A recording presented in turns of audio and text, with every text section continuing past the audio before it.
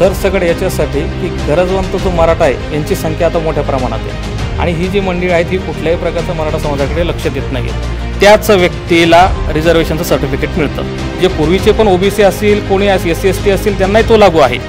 जे लोक म्हणतात की गरिबी हटवायचा कार्यक्रम नाही, आज बघितलं आपण प्रस्थापित वर्सेस विस्थापित असा लढा महाराष्ट्रातून आता दिसून येतो. जे प्रस्थापित जे मराठे ते ताटाखालचे मांजर आता दिसून येते. सरसकट याच्यासाठी की गरजवंत जो मराठा आहे यांची संख्या आता मोठ्या प्रमाणात आहे.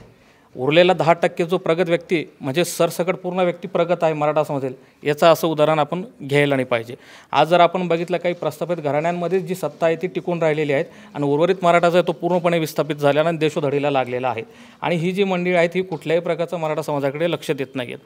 आणि सरसकट देत असताना प्रत्येक घटकाला याच्यामध्ये न्याय मिळावा ही भूमिका मनोज भाऊंनी घेतलेली आहे. मराठा समाजातील जो तळागाळातला आहे ज्याला मिळालं पाहिजे आणि मनोज भाऊंनी वेळोवेळी सांगितलेलं आहे ज्याला गरज असेल तो अर्ज करेल तरच मिळेल.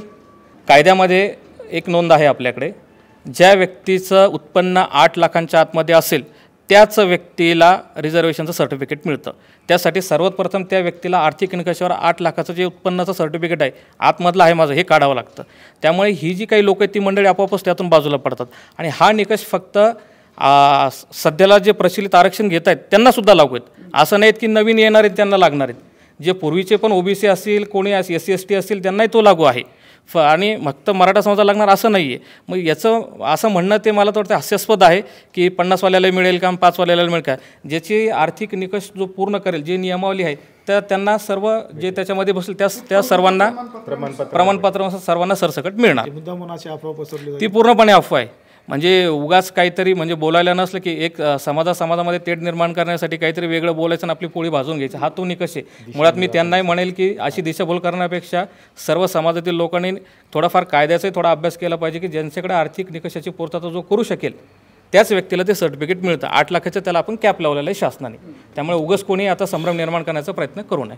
मराठा आरक्षणाचा मुद्दा हा जे लोक म्हणतात की गरिबी हटवायचा कार्यक्रम नाही, पण आज गरिबांची मराठा समाजाची खरंच एक अत्यंत दुर्बल अशी परिस्थिती निर्माण झालेली आहे.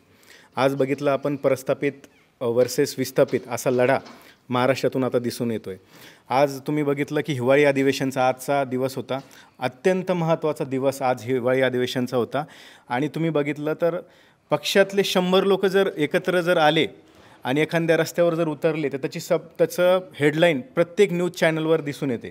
पण आज करोडोंचा मोर्चा, करोडोंचे लोक हे आज रस्त्यावर दिसत आहे. आज तुम्ही मनोज भाऊ जरंगेची सभा बघा, आज 2-2, 3-3, 4-4 वाजेपर्यंत ते लोक पोटतिडकीने रस्त्यावर बसत आहे. उपाशी तापाशी एकदम हे लोक बसत आहे. आज त्यांची परिस्थिती बघा, त्यांचा जो हाक आहे ती एकदम हृदयातून आहे. आज राजकारण्यांना मी एवढंच सांगू इच्छितो की येणाऱ्या काळात जर तुम्ही ह्या मराठा आरक्षणाचा मुद्दा या मुद्द्यांचा तोडगा जर काढला नाही तर हे तुम्हाला मतपेटीतून तुम्हाला दिसून येतील. आजचा जो दिवस होता हिवाळी अधिवेशनचा तो खूप महत्त्वाचा होता आणि त्यांनी तो दिवस डावलला. याला कुठेतरी एक षडयंत्र दिसतंय, राजकीय लोकांचं षडयंत्र दिसतंय आणि जे प्रस्थापित जे मराठे ते ताटाखालचे मांजर आता दिसून येत आहे. आज जर तुम्ही बघितलं तर प्रस्थापित लोकांमुळंच आत्ता ताईंनी सांगितलं की 250 घराण्यांमुळं मराठा समाजाचं वाटोळ झालेलं आहे. आणि खरं तर काय सांगाल एकंदरीत महाराष्ट्राची परिस्थिती बघता आज मराठा समाजाला आरक्षण हे अत्यंत गरजेचं आहे आणि ते बी ओबीसी प्रवर्गामधनं. कारण की ओबीसी प्रवर्गामधनं आरक्षण यासाठी महत्त्वाचं आहे की कारण की त्याला चॅलेंज होत नाही आणि ते आमच्या हक्काचं आहे. आम्ही अगोदर मराठा कुणबी आहोत, कुणबी मराठाच आहे. हा सुधारित शब्द हा आल्यामुळे ते शेती जो कसणारा असतो तो मराठाच होता अगोदरच्या काळापासून आणि त्याला वेगळा हे म्हणजे त्याला कुणबी म्हणता गेलं. आणि म्हणजे हे आमच्या हक्काचं आरक्षण आहे, हे आम्हाला मिळालंच पाहिजे. एका अनुषंगाने गेलं की आज आमच्या 150हून अधिक मराठा बांधवांनी आत्महत्या केल्या. अत्यंत दुःखदायक घटना आहे आणि यापुढे होऊ नये म्हणून जर कधी सरकारला जर यावरती आरक्षणाचा मुद्दा आणि तोडगा निकाली मार्ग काढायचाच असेल तर 1 तासात निघू शकतो.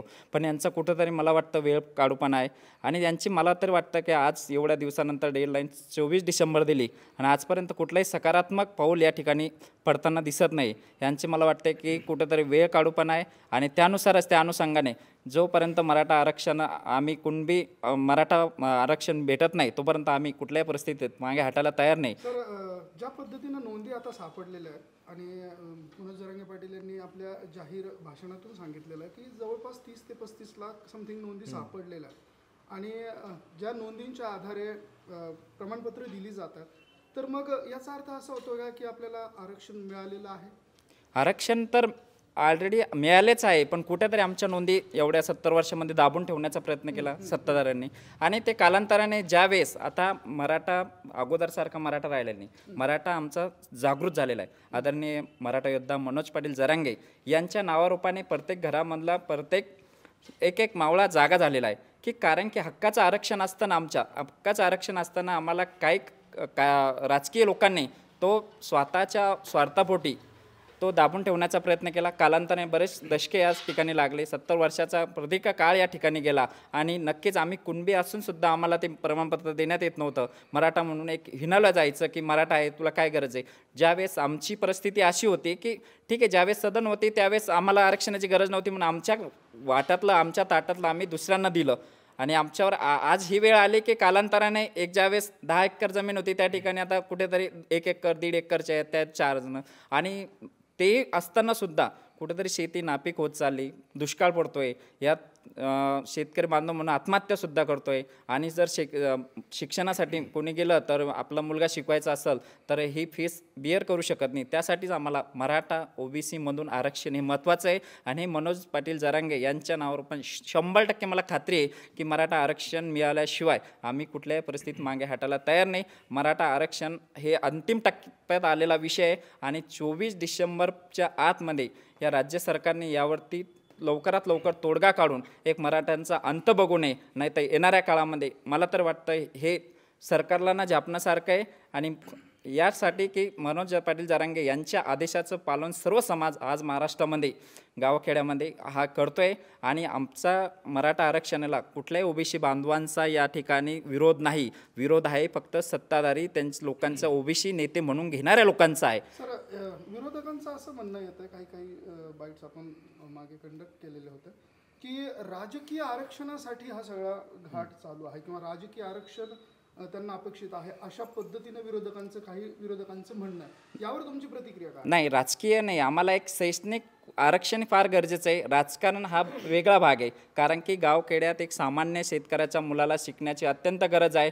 आज जर 95% 97% जर मार्क्स पडून त्याचा नंबर लागत नसेल तर दुर्दैव आहे की हुशार एखादा व्यक्तिमत्व असलेला मुलगा वरती आपला जे स्वप्न घेऊन आले असतं तो पूर्ण होऊ शकत नाही आणि हिचीच खंत वाटते, दुःख वाटतं की त्याला ते मिळावं आणि त्याच्या नक्कीच परिश्रम यशाला आणि त्याने जे केलेली मेहनत आहे त्याला कुठंतरी यश मिळावं. हेच आमच्या या मराठा आरक्षण OBC-मधून हा आमचा जो आज चालू आहे तो लढा आहे, तो नक्कीच त्याला यश मिळताना दिसतं आहे. आज जवळपास 39 लाखाहून अधिक नोंदी सापडल्या आहेत आणि त्याचं प्रमाणपत्रही मिळाले आहेत. नक्कीच आमच्यासाठी एक थोडासा का होईना दिलासादायक आहेत. येणाऱ्या काळामध्ये सरकारने लवकरात लवकर समिती जास्तीत जास्त गठीत करून आणखीन पुरावे शोधून आणखीन लवकरात लवकर मराठ्यांना सर्वसकट कुणबी प्रमाणपत्र देण्यात यावे. एक खंत जरांगे पाटलांनी आपल्या भाषणांमधनं व्यक्त केली होती की ज्या नोंदी सापडण्यासाठी जी समिती गठीत केलेली आहे आणि त्या समितीमध्ये आता काही ठिकाणी जे नोंदींचे किंवा प्रमाणपत्र देण्याचे जे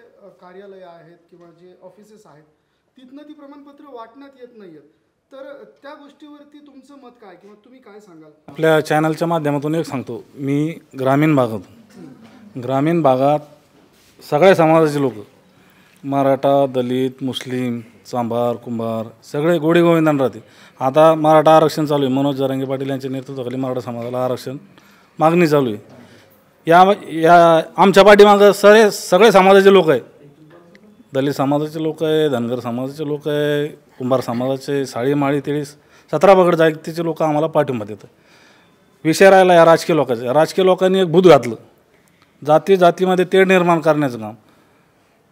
पण मला आपल्या चॅनलच्या माध्यमातून एकच सांगायचं आहे, आम्ही खाली गोरगरीब लोक गोडी गोविंदाने राहतो, पण या महाराष्ट्रामध्ये एक राजकीय जात निघली तुम्हाला सांगतो. याच्यात छगन भुजबळ, शरद पवार साहेब, एकनाथ शिंदे ही वेगळी जात.